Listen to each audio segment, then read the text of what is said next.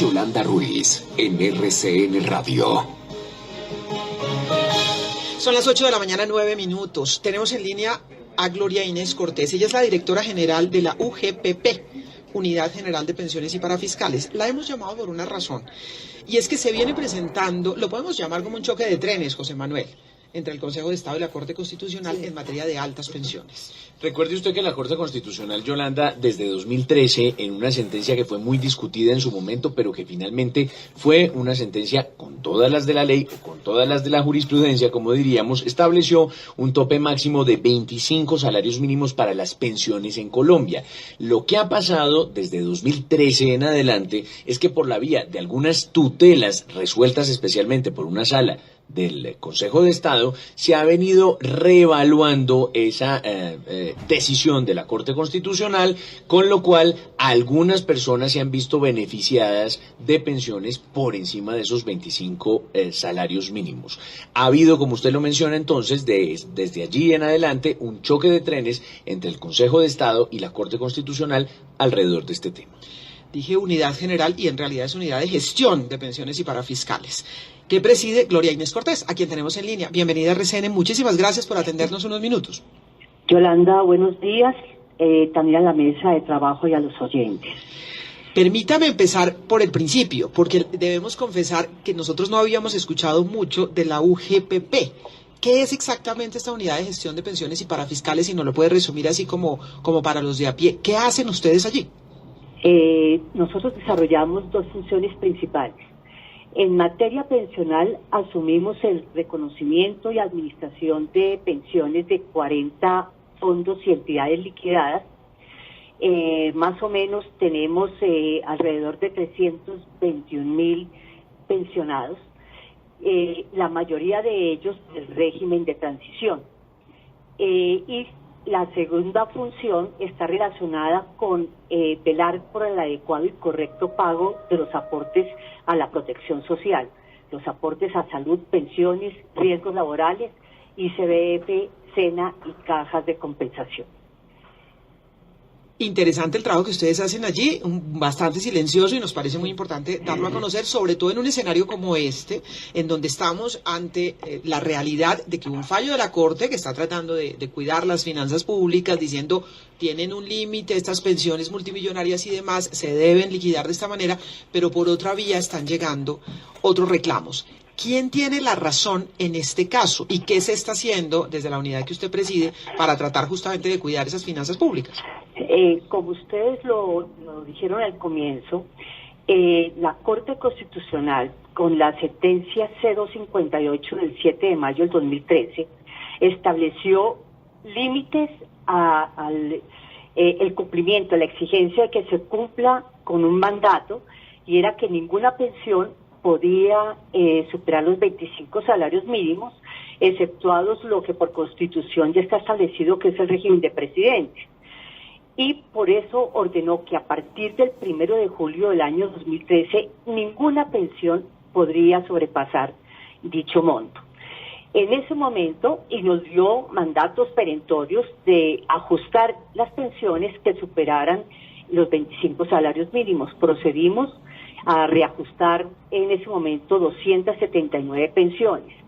A raíz de eso, pues se desató una serie de tutelas que pretendían que esos límites no se aplicaran, que el ajuste determinado por la Corte no se le diera cumplimiento, en la medida que muchos de ellos habían sido obtenidos a través de fallos judiciales o ya habían sido reconocidos por vía administrativa en virtud de un mandato de precedentes jurisprudenciales que había determinado la Procuraduría en ese momento, que cuando ya se tenían 5 fallos a favor en una línea determinada, tenía que darse cumplimiento y así se tenían que reconocer las pensiones.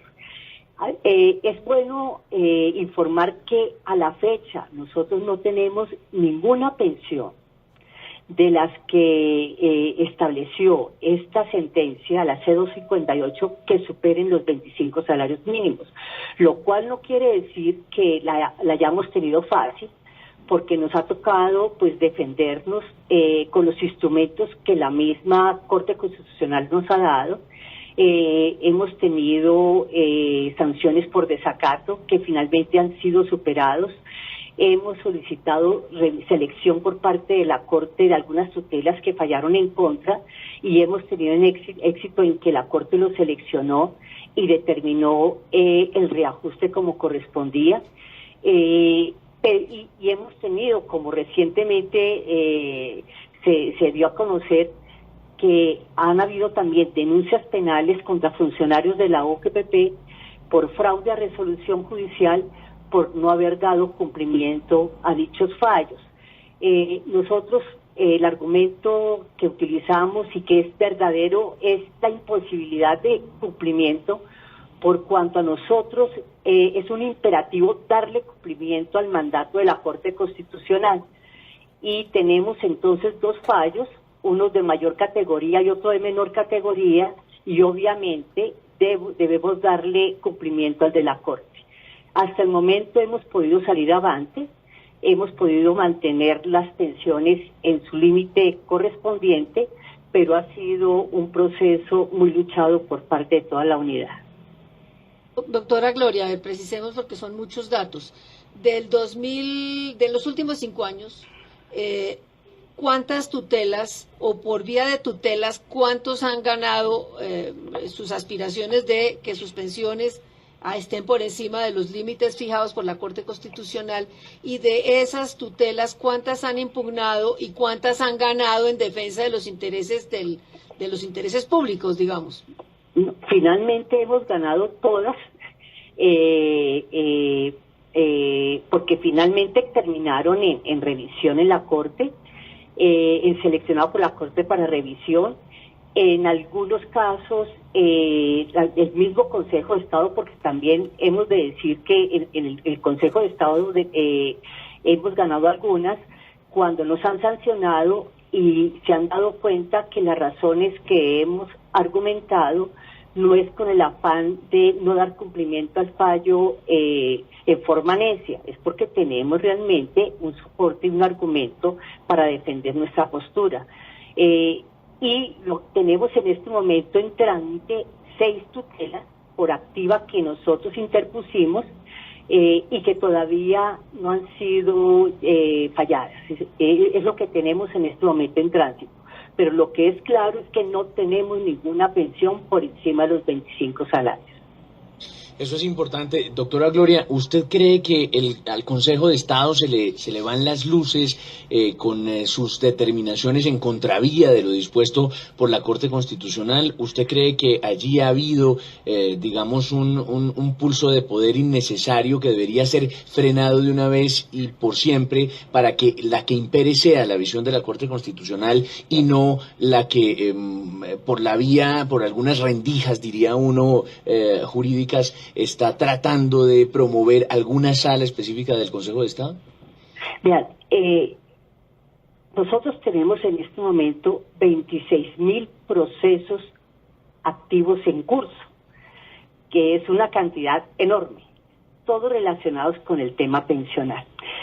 Y la mayoría de esos procesos son porque, aun cuando la Corte Constitucional ha sentado una posición muy clara de cómo deben reconocerse las pensiones, no solamente relacionados con el tema de los topes, hay temas relacionados con vinculaciones precarias, con abuso palmario del derecho, con fraude a la ley, con la forma en que se deben tomar el ingreso base de cotización, porque no fue algo protegido por la transición, en el que no se pueden tomar todos los factores, incluidos aquellos sobre los cuales no cotizaron.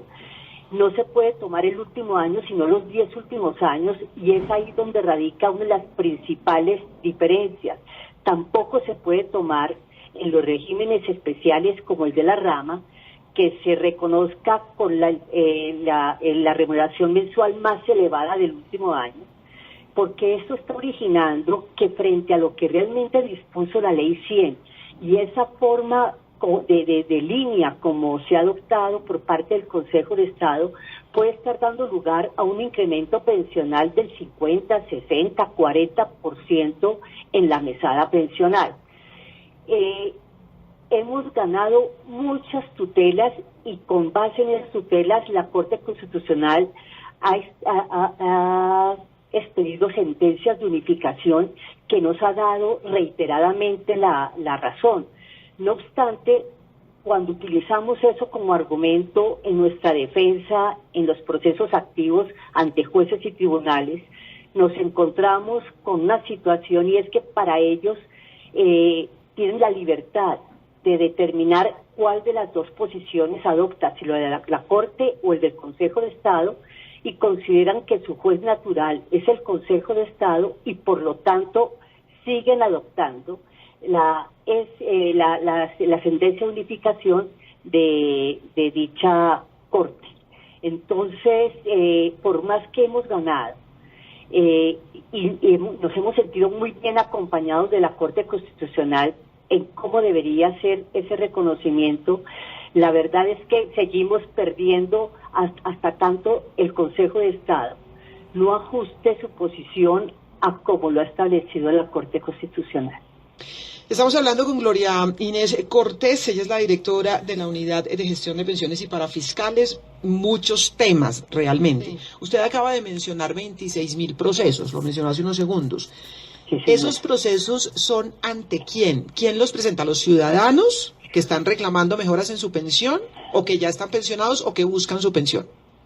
La mayoría de ellos, cerca de 21.000 procesos, son relacionados, son demandas que nos interponen los ciudadanos al agotar la vía administrativa ante la entidad y no lograr las pretensiones de que le reconozcamos con el último año todos los factores y no los que establece el régimen correspondiente, que son sobre los que realmente hayan cotizado. Casi la mayoría son adelantados por los ciudadanos. Y hay unos que nos han, por tutelas se aprobaron y estamos en este momento dependiéndonos ante el contencioso. Pero ahora, estos 26.000 procesos, de los cuales 21.000 nos dice ustedes están tratando de conseguir lo que no consiguieron por vía administrativa, ¿los presentan ellos ante quién? ¿Ante la unidad? ¿O estos son procesos ante jueces? Son procesos ante el contencioso administrativo, ante los jueces contenciosos y unos muy pocos jueces laborales. Muy bien. Y en este caso, a ver si la entendemos, doctora Gloria Inés, estas personas buscan en todos los casos, si lo puedo decir en términos coloquiales, pasarse por la faja lo que dijo la Corte Constitucional, o allá hay de todo. Ellos lo que pretenden es, en la medida en que hay una posición clara del Consejo de Estado, que el reconocimiento, por ejemplo, aquellos que les cubre amparados por la Ley 33, que la norma dice que tiene que ser con el promedio de los 10 últimos años y los factores sobre los que realmente cotizaron. La posición del Consejo de Estado es que debe ser con el último año, el promedio del último año y todos los factores. Ellos que ustedes ven en esto, sí, los ciudadanos ven en esto una oportunidad y al ver que la administración no acoge eso, pues van y demandan. Claro, pero lo que llama la atención es eso, le entendería, en la medida en que se han presentado unos fallos del Consejo de Estado que pasan por encima de lo dicho por la Corte Constitucional, o para no decir pasan por encima, que discrepa de lo que dice la Corte Constitucional, los ciudadanos se han visto empoderados y dicen, podemos reclamar, y hay 26.000 reclamando, ¿es así? Claro. Claro, y los jueces los aceptan. ¿Por qué? Porque si su juez natural tiene esa posición unificada, es una sentencia de unificación, ellos consideran pues que el ciudadano tiene la razón y le admiten su demanda. Nosotros en nuestra defensa pues exponemos todos los argumentos propios de la normatividad, acompañados de todas las sentencias que ha expedido la Corte Constitucional dándonos la razón y donde ha establecido realmente cómo debe ser reconocidas estas pensiones. No obstante, cuando los jueces se ven enfrentados a una posición de la Corte distinta a la del Consejo de Estado, ellos pueden y libremente pueden decidir cuál de las dos acoger, y deciden acoger la de su juez natural, porque el juez natural del juez contencioso puede ser el Consejo de Estado. Doctora Cortés, usted mencionó al comienzo de la entrevista que la unidad que usted dirige también busca que se paguen bien esos aportes para fiscales, a salud, pensiones, cajas de compensación y demás. Veo que hay una noticia en la que ustedes muestran que lograron reducir solamente a una tercera parte de la evasión, que lograron recaudar casi 10 billones de pesos. Sí, nosotros el país no conocía en el año 2012 cuál era realmente el monto de evasión en el tema de parafiscales, de aportes a la seguridad social. Todo el mundo entendía que podía haber evasión y nadie la conocía. Hicimos la primera medición en el año 2013 con base en el comportamiento de los obligados en el 2012 y encontramos que la evasión en ese momento ascendía a un 27,7%, equivalente a evasión anual de cerca de 16 billones de pesos, 15.6 exactamente. Cuando vemos el resultado obtenido al 2017, esa evasión del 27,7 se ha reducido al 9%, y equivale en términos de billones de pesos pasar de cerca de 16 billones a 5,4 billones de pesos anuales. Eso es lo que consideramos que en este momento, el año 2017, el sistema recibió 10 billones de pesos que antes no recibían por estar en una situación de evasión. Doctora Cortés, ¿y eso no se puede aplicar esa fórmula para reducir la evasión a una tercera parte? Por ejemplo, a la evasión en el pago del IVA y del impuesto a la renta, donde se calcula, pues creo que hay un cálculo que dice que por lo menos de 50 billones de pesos al año en esos dos impuestos. También es importante considerar lo siguiente. Los aportes a la protección social es más que un tributo. Es realmente un aseguramiento contra riesgos de alta probabilidad de ocurrencia.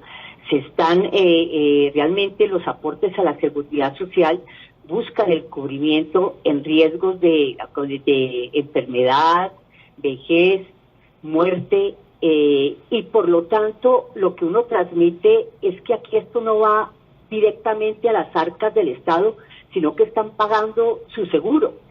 En estos días hemos escuchado las quejas de muchos ciudadanos al ver que su pensión, lo que pretendían de pensión, es muy reducida frente a lo que se ganaba. Es importante llamar la atención en algo.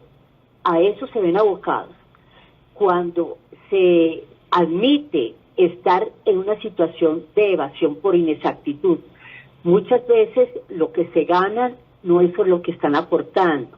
Están aportando mucho menos, y eso le aplica tanto a independientes como personas vinculadas a empresas. Y el mensaje nuestro siempre es eso: asegúrese bien, porque como en todo seguro, cuando usted no lo hace, cuando llega el día de materializarse el riesgo, como en este caso la vejez, se puede encontrar que lo que va a recibir está muy por debajo de lo que hubiera recibido si hubiera cumplido. Entonces, nosotros tratamos de sensibilizar, capacitar, orientar y con acciones persuasivas y finalmente coactivas conducir a un cambio en la conducta de cumplimiento. Eso es lo que buscamos y creo que lo hemos logrado con las acciones que hemos desarrollado hasta la fecha.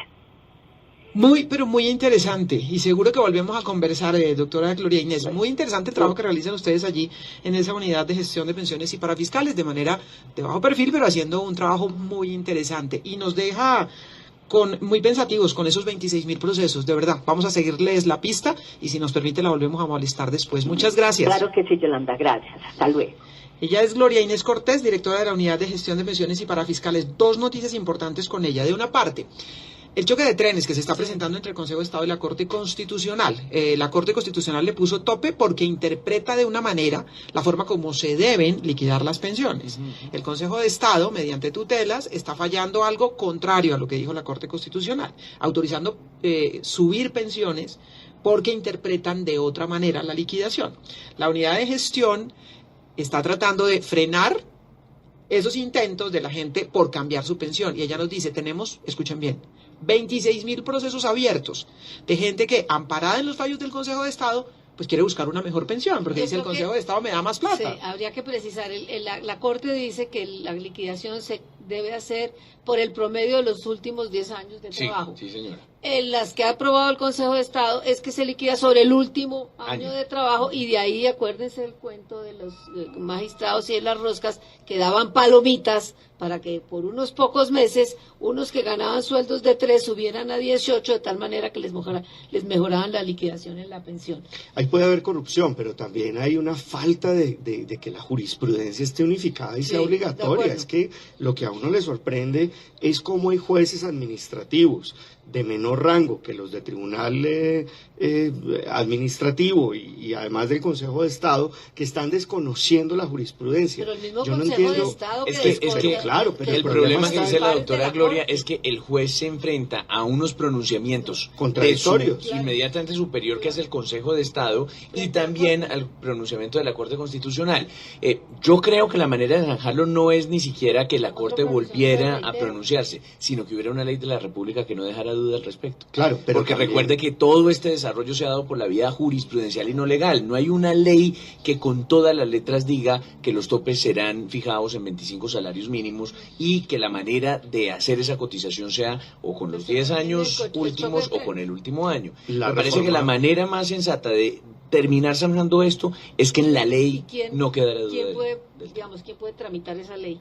Pues uno esperaría que el propio gobierno nacional. Fíjese que ayer en el foro de Concordia, el presidente Santos mencionó que esa había sido su gran tarea pendiente, que no había logrado hacer esa reforma pensional, y es una reforma que se necesita. Sin embargo, yo creo que también es necesario, insisto en eso, que haya esa jurisprudencia mandatoria.